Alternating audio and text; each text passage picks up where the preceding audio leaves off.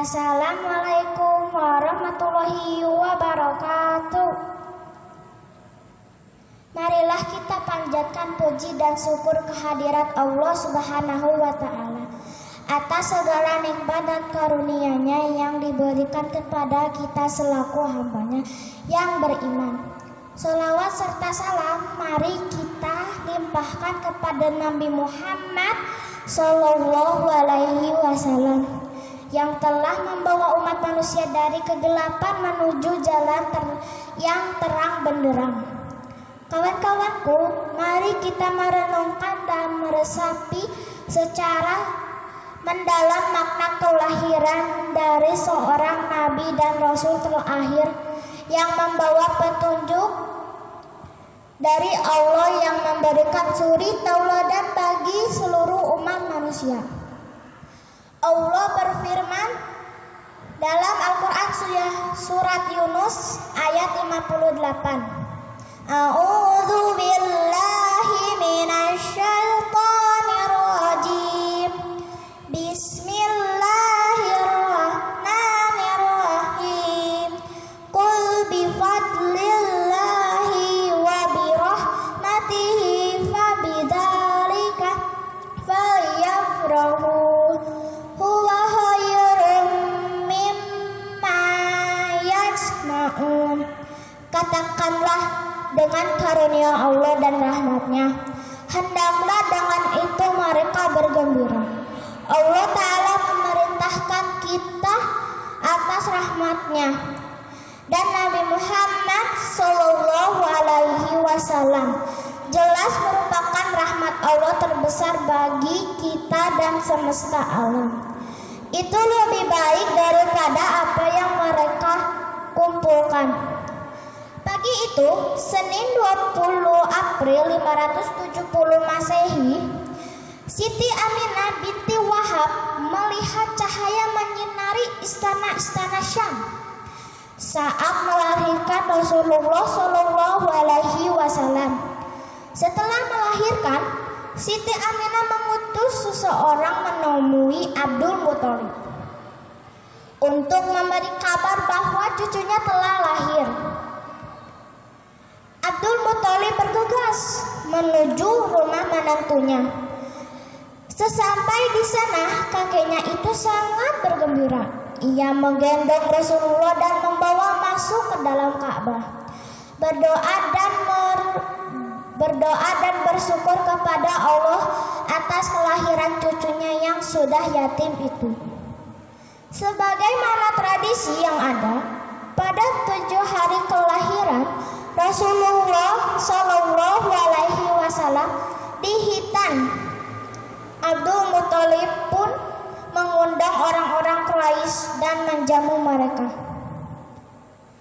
Ketika para tamu mengetahui nama Muhammad yang diberikan kakeknya, salah seorang dari mereka berkomentar,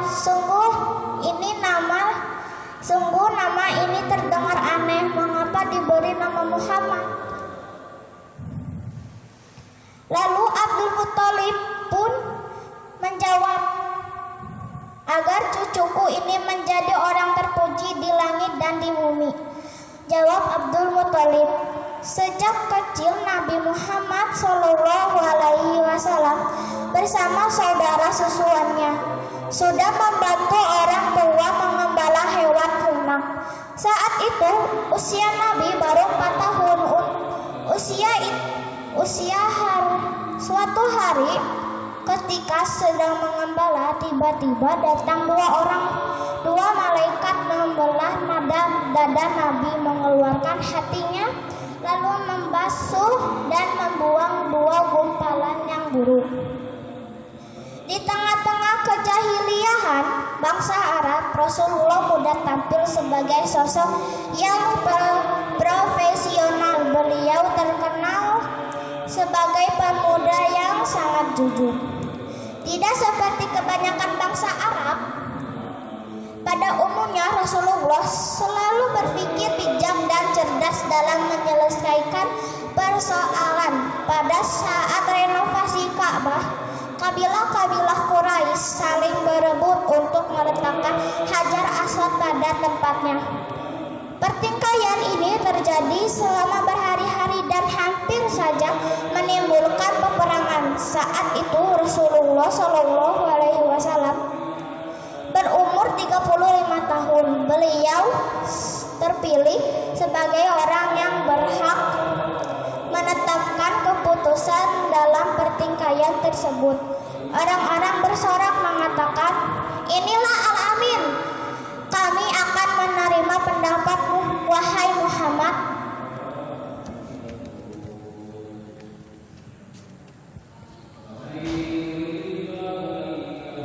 Nabi Muhammad SAW memerintahkan masing-masing perwakilan kabilah mengangkat Hajar Aswad bersama-sama dengan menggunakan sehelai kain. Semua orang puas dengan ketetapan ini. Sejak kejadian ini, nama Muhammad populer di Mekah karena telah berhasil mendamaikan para pemuka Quraisy. Selain itu, Rasulullah memiliki sifat yang ramah, santun, dan pemaaf. Baginda selalu menghargai lawan bicaranya, terkenal paling baik dalam bertetangga dan suka menolong orang-orang yang lemah.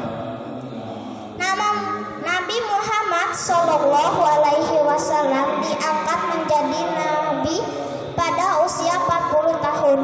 Beliau menerima wahyu pertama kali di Gua Hira, tempatnya di kota Mekah. Fase kehidupan Nabi setelah menerima wahyu menjadi 2 periode, yaitu periode Mekah selama 13 tahun dan periode Madinah selama 10 tahun. Fokus dakwah di Mekah baru seputar tauhid atau mengesahkan Allah dan tentang memperbaiki akhlak. Mula-mula Rasulullah berdakwah pada keluarga dan kerabat dekatnya. Hal ini berlangsung selama 3 tahun. Hadirin rahimakumullah, inilah kisah singkat Nabi Muhammad SAW saat beliau lahir sampai mendapatkan wahyu yang pertama pada usia 40 tahun. Demikianlah yang bisa saya sampaikan. Mohon maaf apabila ada kekurangan. Billahi taufiq wal